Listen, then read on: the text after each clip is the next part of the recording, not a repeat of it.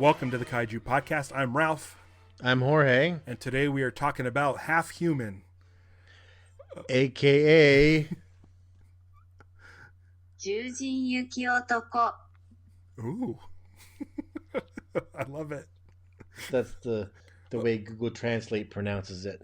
Oh, did you get the year? Oh, so 1955 for...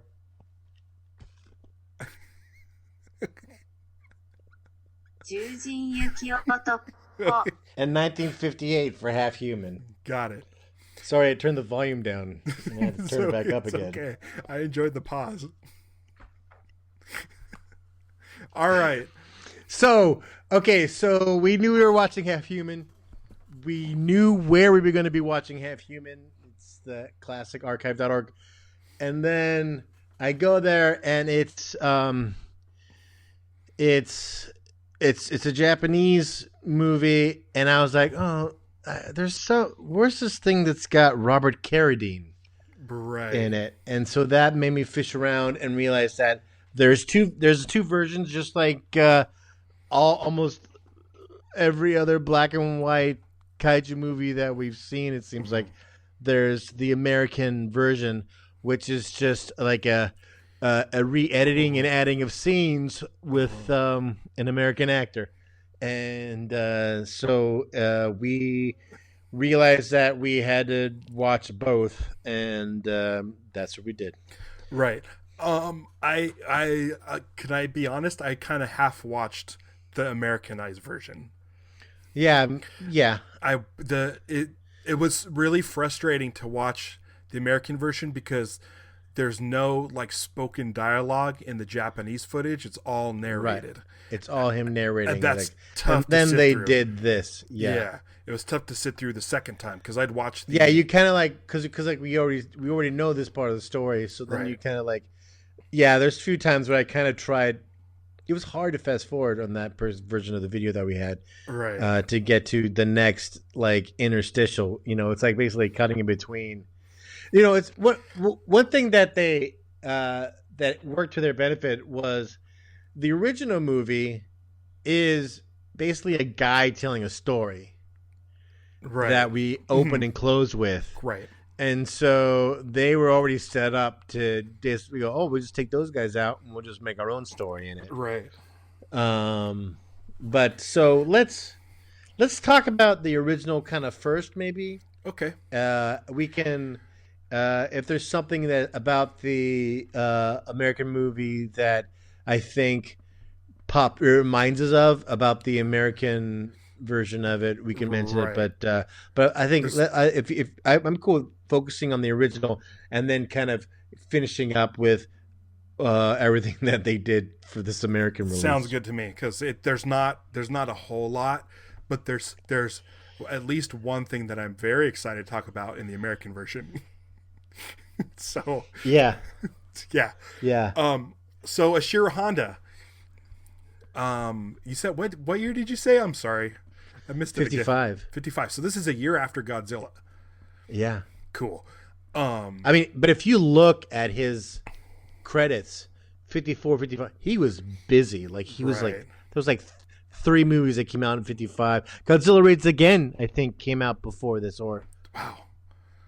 Same year, maybe. I don't know exactly what date it came out, but I think it's listed that it came either on the heels or this came on the he did a lot. He was very busy during this time. Right.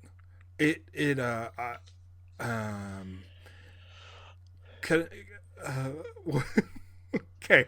So we had a conversation about watching the American version. And I think we had both watched the Japanese version by that point. Yeah. And you asked me if I had any, what did you say? You said something like, did you have any issues watching it? And I didn't know if you meant physically watching the file or dealing with sensitive issues in the movie.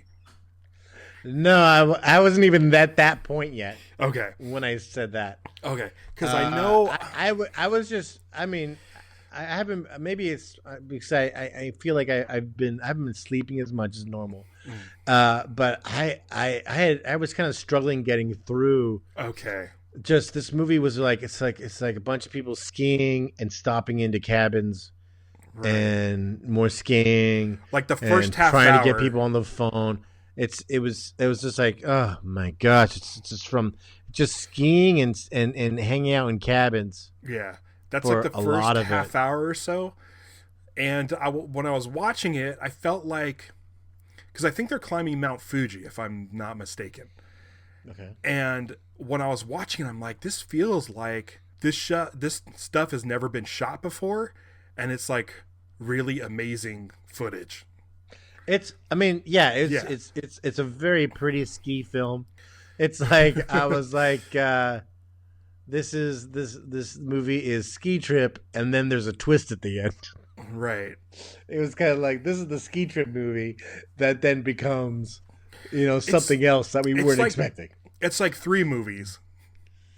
It's like the ski movie, and then the poachers movie, and then the half human movie. I liked it all, and I thought when you're wondering if I had struggled getting through it was the fact that there's, I guess you could call them natives. Okay, right. Now, did you know that this movie got banned? Banned in where? Japan? No, in Japan. It got banned in Japan. The Toho basically took it away because of the depiction of those people. Okay, now I think I read that before watching the movie, and so I was expecting the worst. And we've seen, like, usually when they say that, like the depictions, it's usually Japanese actors in blackface, like in the Gamera movie. I forget which Gamera movie, but then also King Kong versus Godzilla. Now, I was bracing myself for the worst. When I saw these people... Right, because you went, wait a minute, this is the one they banned? Right, because from what I saw... This is the one they banned, but they didn't have a problem with the other one? Right. When I saw it, I'm like, okay, there's some dark-skinned people, but then there was 2 guys... that look like quarter humans. Okay, right. Okay, so let me read you what it says. This is just IMDb trivia. Okay. Okay. Toho had created a self-imposed ban on the film, and is thus not available on home video in Japan due to the negative manner in which the Burakumin, I don't know, pronunciation approximated, Nazi Ainu, as commonly believed, are portrayed as inbred mutant savages. Okay. So it has nothing to do with... However, the film is screened at like Ishiro Honda tribute kind of things at festivals. So it's the Burakumin are they're like a class of outcasts. It's kind of like the Indian cast of the Untouchables. And so it's like a Japanese version of that, essentially. Okay. This is just basically what I got off of like Wikipedia. So, you can only take Wikipedia's. Okay. But so it's people kind of like, they kind of live a bit in isolation, and they're kind of outcast people. It's not quite I don't know if it's quite the equivalent of the natives kind of depiction, right. But I think it's more that they were depicted as kind of like inbred types, right? Because like a lot of them had like droopy eyes and stuff, there's like that. And because I was under the impression that they were almost descendants of like the Neanderthal man. That is definitely a storyline that was definitely playing in my head. Oh yeah, as well on some ways. And then it gets, in a way, it gets emphasized in the American version, right? But with the autopsy, okay, I didn't. Yeah, that's the thing I wanted to really talk about. Well, we'll in get the there. Americanized Let's version. yeah, we'll wait. Okay, so this. Okay, did I say that I really like this movie? It is weird. Yeah, it's weird. What I liked about it, I think it feels like Japan's answer to King Kong. Yes. And there's a lot of stuff, and I feel like they, instead of having a lot of creatures in, this like kind of untamed jungle, they just put skiing footage. They're like, well, we need to have people exploring, but they didn't have all the monsters to fight. The movie, it's interesting. So one of the cabins they go to, first of all, the phone doesn't work, which I liked, because we see that in movies now where like they have to give an excuse why they can't use cell phones. So I thought that was fun. But so early on, we see a lady in the snow, and someone screams, and it turns out it's just a lady in like a fur coat with like a fur hat and stuff. Right. So they already kind of suspect that there's a abominable snowman. Yeah. But later on, they see the giant foot, and it's a mystery. So I thought that was a little bit weird. Yeah. But I do like the mystery aspect of it. Yeah, you're right. So it's tough also with the added American version, because like I go, oh yeah, the giant foot. I was like, I want to talk about the giant foot later too. Oh yeah, okay. So right. There's definitely this. It starts out kind of like mystery, cabin horror kind of thing where it's like they lose contact with their friends. They can't reach their two buddies, their cabin, and they hear the screaming. It finally connects, they get all they get is screaming. Right.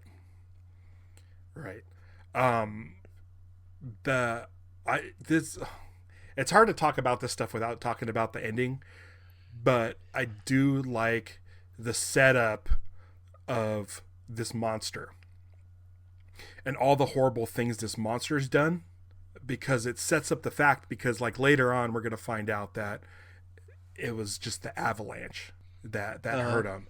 And the turn, what I like about this more than I like the original King Kong is that the half human is sympathetic.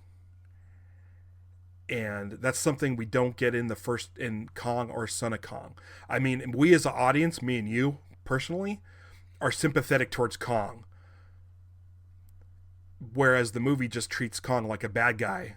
And at the end, it's like, oh, thank God we killed the monster. And then Denim says something, he says it wasn't, the planes that killed the monster, it was Beauty that killed the Beast. Right. But even by the time we watched like Son of Kong, he's not really sympathetic. He's more just upset that he has to, fix everything. Totally. So this movie, I like that we're to presume that the half human is a bad guy. Right. And has destroyed, like messed up these friends and broke all their bones and stuff. We find like the dead bear. And we see that, that it wasn't the bullet that hit the bear, but there was like claw marks. So it's kind of interesting how they set that up. Because now at this, like, by the time we really get into the movie more, we just assume that the half human is a bad guy. Right. But that changes, which I liked. Yeah. Because he not only is he not a bad guy, he's a really good guy. He touches her head with such gentleness. Right. It's a little bit of a, like, she was sleeping, right? So it's a little creepy.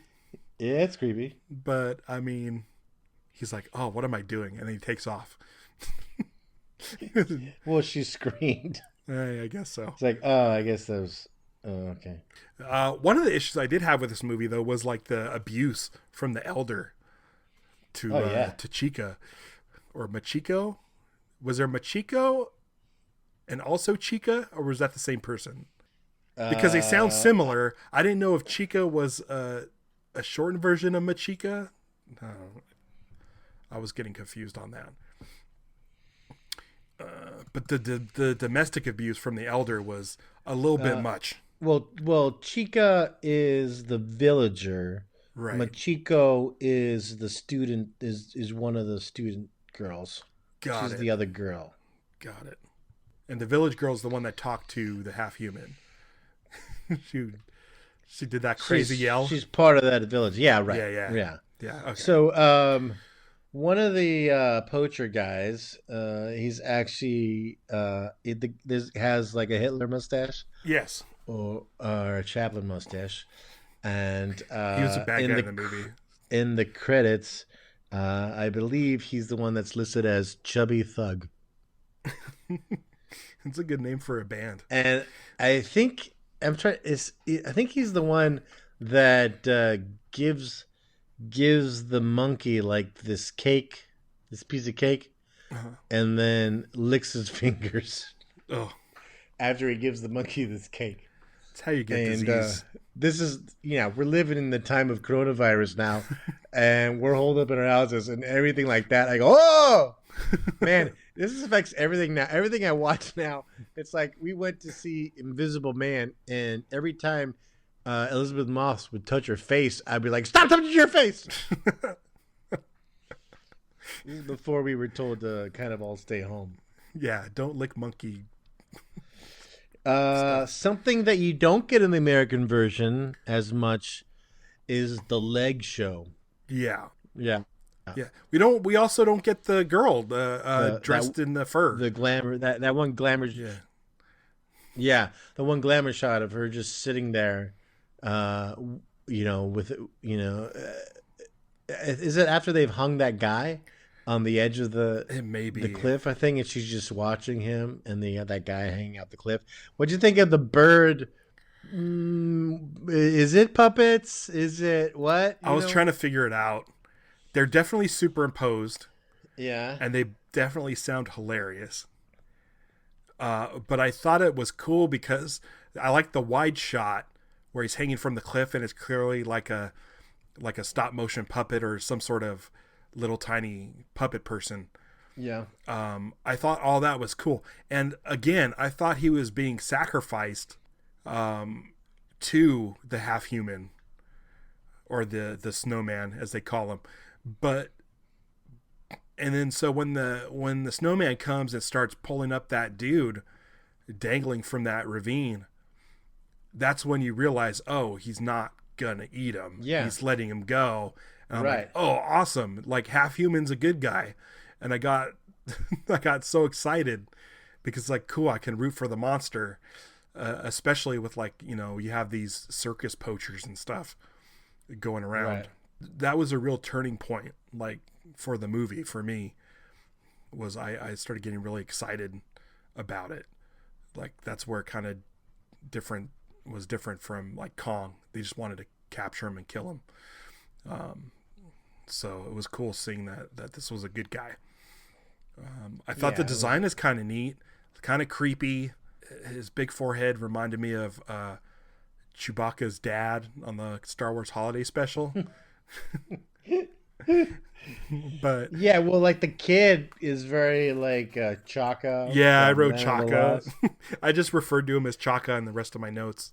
Yeah, which is fine because he also kind of had that Frankenstein look to him, from not regular Frankenstein, but Toho Frankenstein.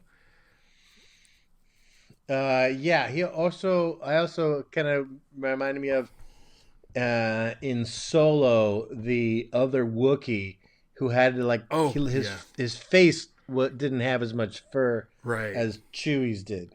I want to say that was played by Anthony Daniels. That other Wookiee. Oh, really? Yeah. Oh, no kidding. Yeah. Yeah, totally. Maybe that's what I was thinking when I said Chewbacca's dad. But yeah, definitely like part Wookiee. I liked him. I thought he was cool looking. It's great because I wasn't expecting there to be a little one. No, and there was two because the one gets taken, and then we find out that there was a second one during that scene where it tries to break the adult one out of the truck. No, that's the same one. I thought they said it was a second one. No. Are you sure? Well, I think in the American version they say it's a second one. No, because they say while they were capturing the big one, he got out of his ropes. Oh, okay. And they show him like kind of like taking the ropes off his arms and stuff as he's walking, and it's even, I think even in the narration they say that he got out of his ropes. Okay, all right. I wrote down that the half human kind of sounded like Sloth from the Goonies at some points. Mm-hmm. He had a lot of interesting roars and there's interesting sounds. I was thinking, man, it's always single dads with these kaiju. Right. None of them ever have moms. It's always just like, I just got this. I gotta take care of this kid. I think Mothra's the only one. Yeah. But usually Mothra dies before the little ones are born. Right. Maybe that's what happens to all the other kaiju moms. They all just leave. They all just abandon. Yeah. Speaking of sounds, when they were in the caves, the bats sometimes sound like nose whistles. Like when you have like boogers in your nose and it like makes a whistle sound. Yeah. And I kept thinking it was me. Because it wouldn't do it all the time. It'd only do it sometimes. And I would hear that whistle and I'd be like, is that me? I like checked to make sure, no, it's not me. But it kept like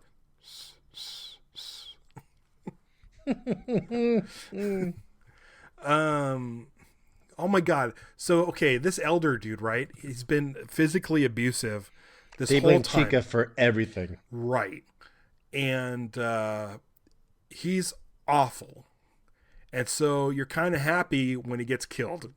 But his last words are blaming her for everything. Yeah. Like he's such an asshole. Look what you did to us. Yeah, you did this. And I'm like, what? Dude. Oh my gosh. I was so glad he died. I had no idea. What's that? Okay, so the girl of the village. Yeah. Chica. Yeah. Is the woman of the village from King Kong versus Godzilla. Oh. The lead dancer. The one with the big bra? Yeah. That's hilarious. Dude, how do I remember that conversation from 3 years ago? She's the one with the bigger bra. She's because the one is Amiko from Yamane from Godzilla. Yeah, it says she's big broad dancer. Is that her credit on IMDb? Her credit is Chihiro's mother, dancing girl. My next note is Chaka Rescue. Yeah. Okay. I enjoyed that. That whole truck sequence, especially because they're like puppet cars or little toy cars and like it goes cars. Off the cliff. Yeah, so good. Tiny Jeeps, puppet people. Man, so good. This is what I love about Ishiro Honda movies. That made the movie for me. I was like going a little bit like I don't know, but I was like, oh good. Dolls going off of cliffs. I'm happy. He really does the vehicles, like everyday normal vehicles with little people in them. It's like the best. It's like his signature thing. It was so good. I like that. Is this when the little one dies during the truck sequence? Yeah, right after the truck sequence, he gets shot.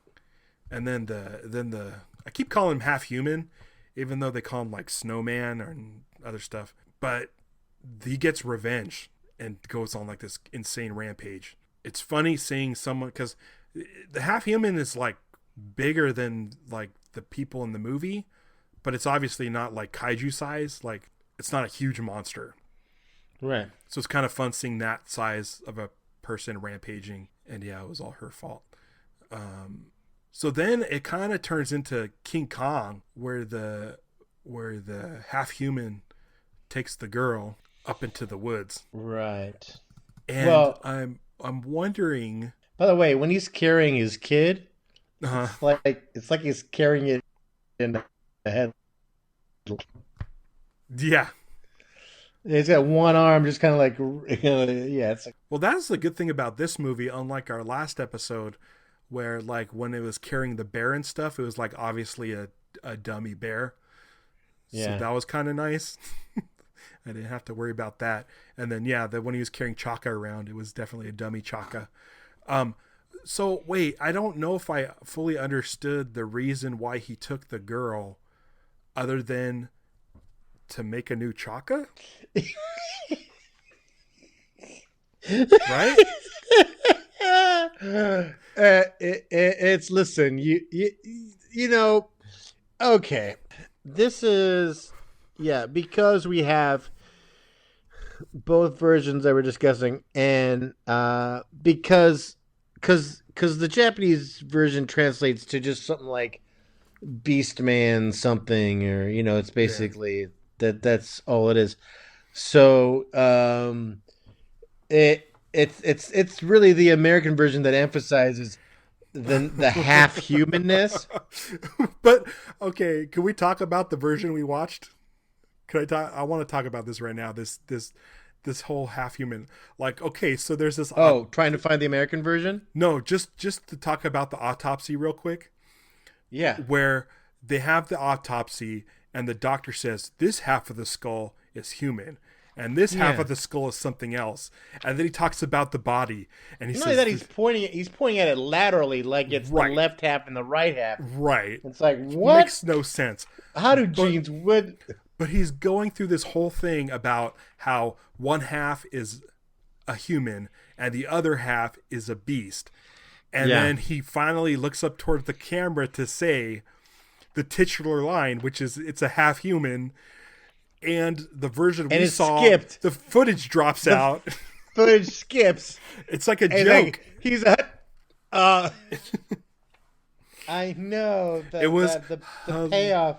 It was hilarious that the American version was literally saying it's a half human. So anyway, he took the girl to make a baby Chaka because his son has died and he needs another one. And they owe him one. Here's the problem. Is because you started off being like because the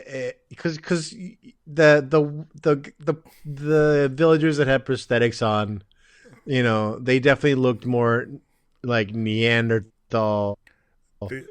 I think they're failed Chakas. Qualities to them that they were also half humans or something else. And so, but the problem, it's like the theory is an interesting theory. But the thing is, I was sitting there trying to figure out. So then, what? She has to have this baby. She has to carry the baby. Yeah. And then what? Then he steals it, or do they leave it for him into the cave? Mm-hmm. By the way, I like how the cave is full of those skulls and bones and stuff. Right. That, all like. Well, that was kind of cool too. Was that when they found the dude's body and he was like a skeleton and stuff, and then they had a note attached to him, or he had a note with him explaining that it was the avalanche that hurt him, and then the half human brought him into the cave and took care of him. And I was like, that's kind of cool. It taught it was a way to teach the people that the half human isn't bad. Right. So if the girl has a baby with the half human, do they have a 3/4 human? And what part of the skull? It's 3/4 human, a quarter human. Yeah. Which one's quarter half? Beast, a quarter Yeti, and a quarter 3/4. You're human. right, 3/4, I guess, in theory. Speaking of shoddy science, I want to also talk about in the American version how he says, we preserved the footprint. We made a model of the footprint. And he brings out, and it's like a big chunk of styrofoam with a footprint cut out of it.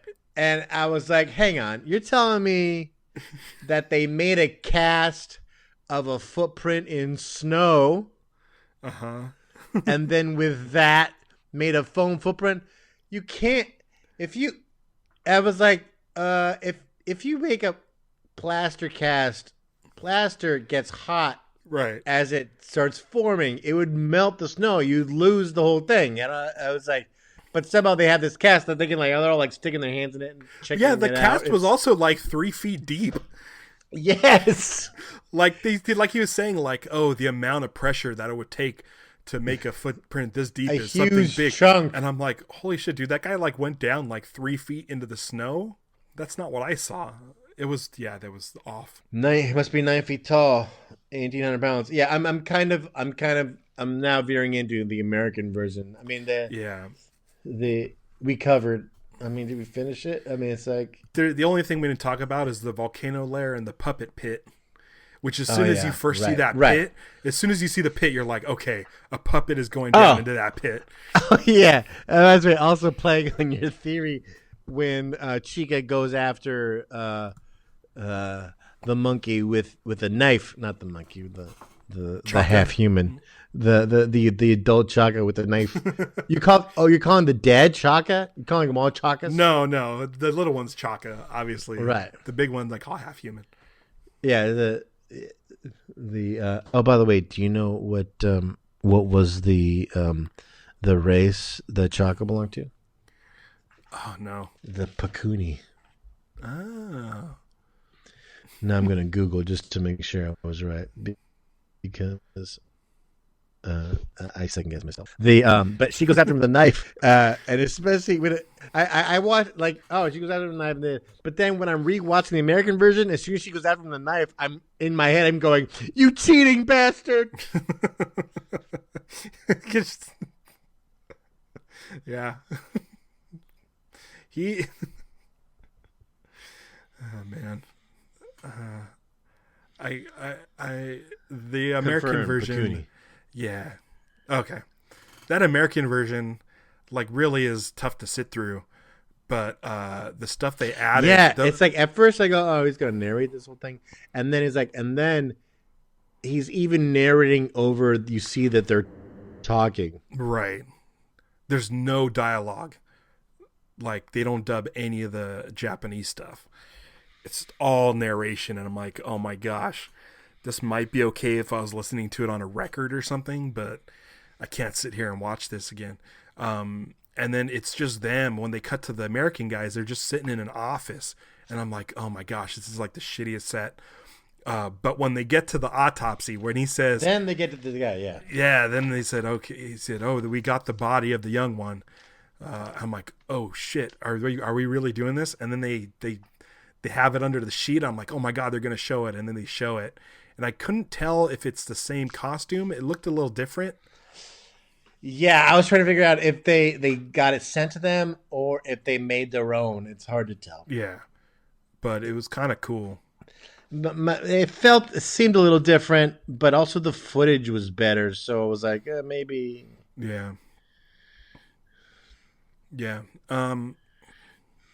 Yeah, the American stuff really didn't add much more to it.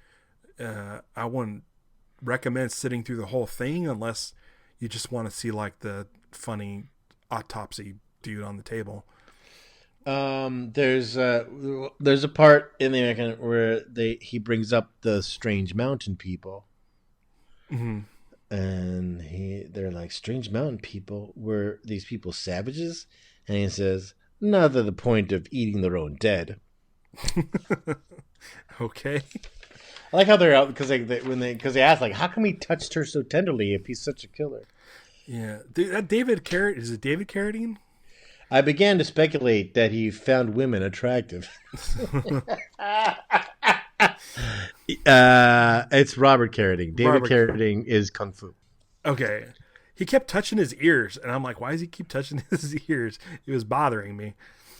What about the guy who played the doctor who did the autopsy? Was great, and he had so much business. He did so much, right? And like this is my moment in this movie. I'm just gonna sit and I'm gonna do everything, and I'm gonna sit and just keep because they have to tell this whole big speech. He washed his hands, which is something I notice now. I was like, all right, you washing your hands.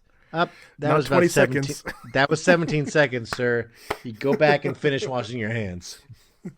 You just touched a Chaka. His anatomy at maturity would be almost human. Wink.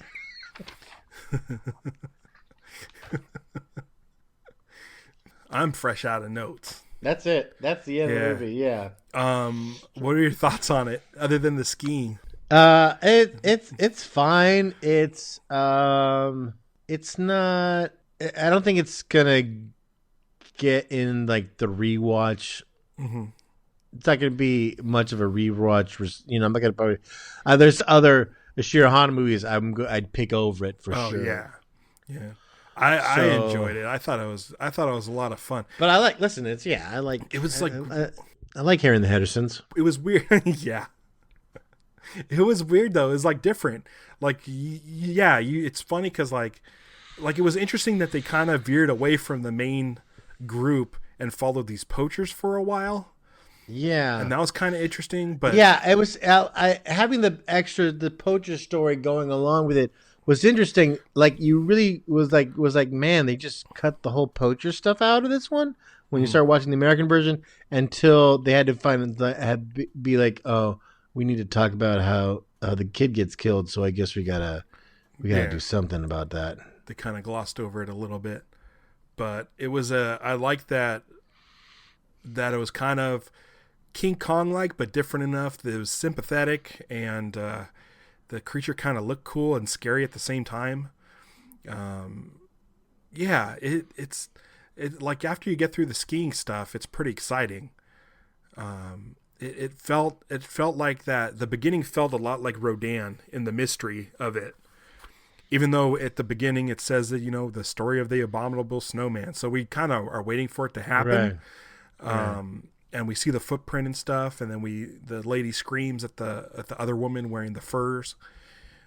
So we kind of already know that it's what it's supposed to be, but it's cool that it's set up like a bad guy, like where should be afraid of this thing, but it's actually a good guy.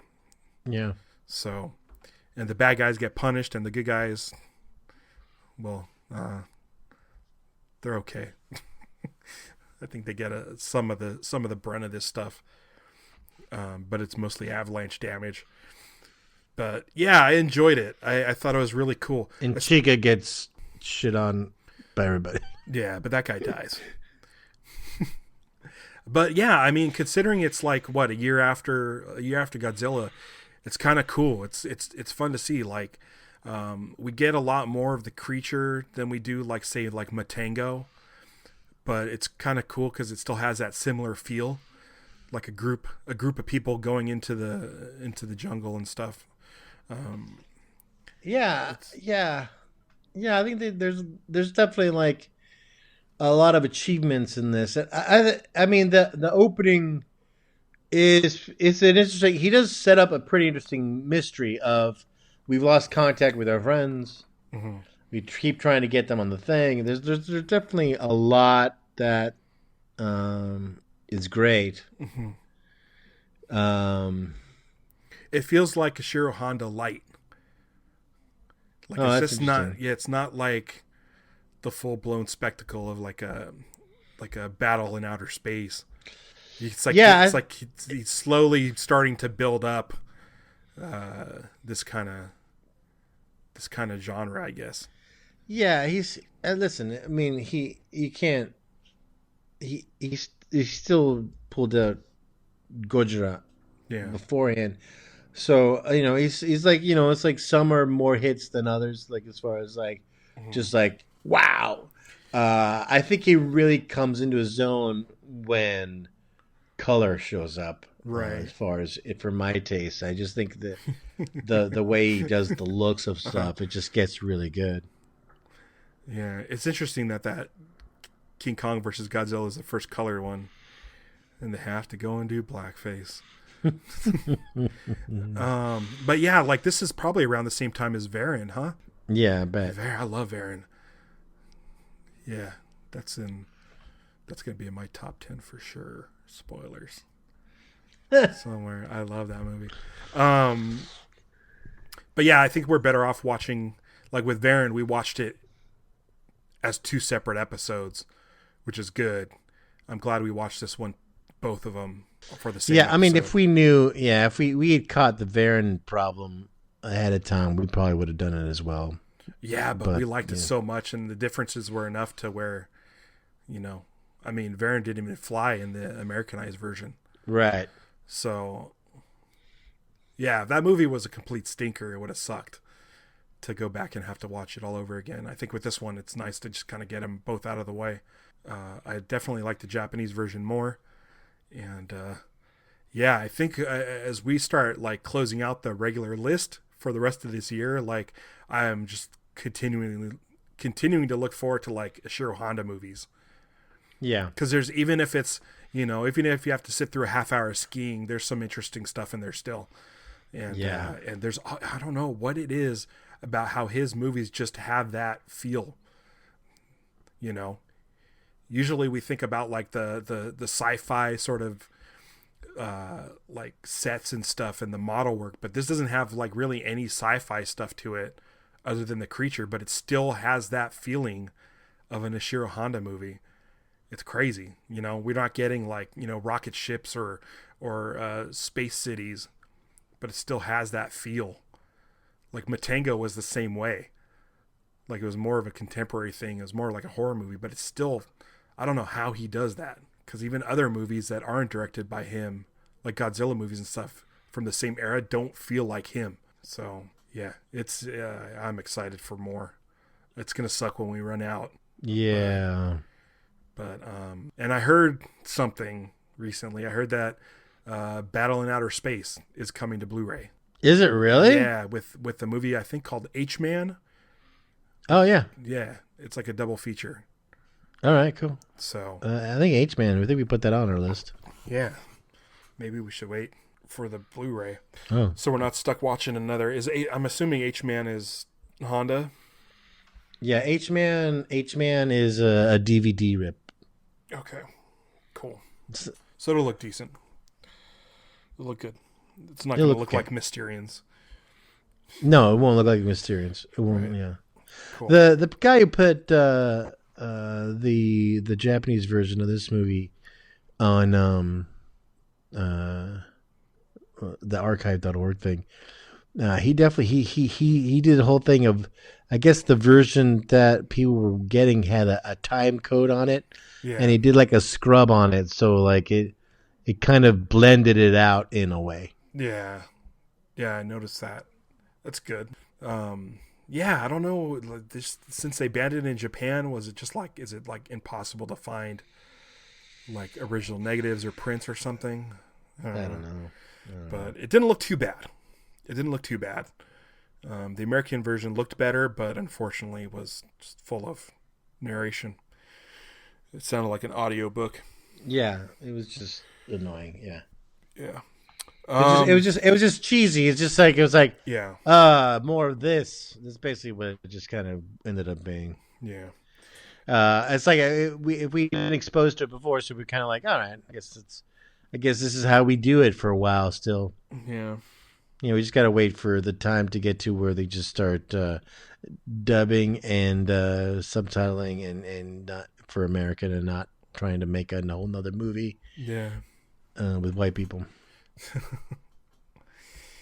All right. Next episode.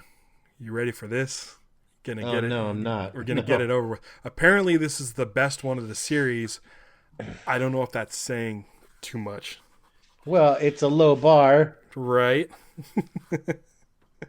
We're watching Rebirth of Mothra 3. Dun, dun, dun. We've already got Daimajin in the rearview mirror, and now we're gonna get the Rebirth of Mothra series back there too. So I'm excited to watch it because it's Mothra, but man, I still kind of have some of those fresh in my mind. I'm excited to getting these done. Yeah. It's kind of this is like this one feels more like a requirement. This one, but who knows? We might be surprised. I'm not. I'm not holding my breath, but yeah, I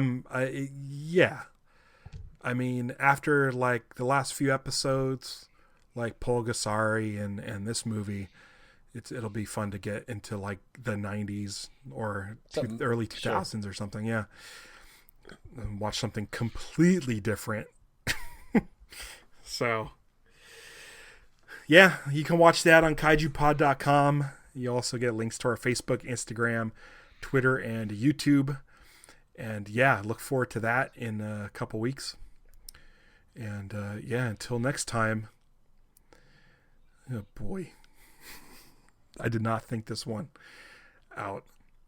You know what I'm going to do? I'm going to go take a hike in the snow and then kick back in a cabin. Yeah, you know, they also like the night skiing with like the flares. Yeah, that was just to get cool skiing footage. Right. You know, I'm just gonna go wash my hands. Make sure you hit the extra 3 seconds. This is the era we live in. I know. So fingers crossed that we get this Rebirth of Mothra 3 episode out.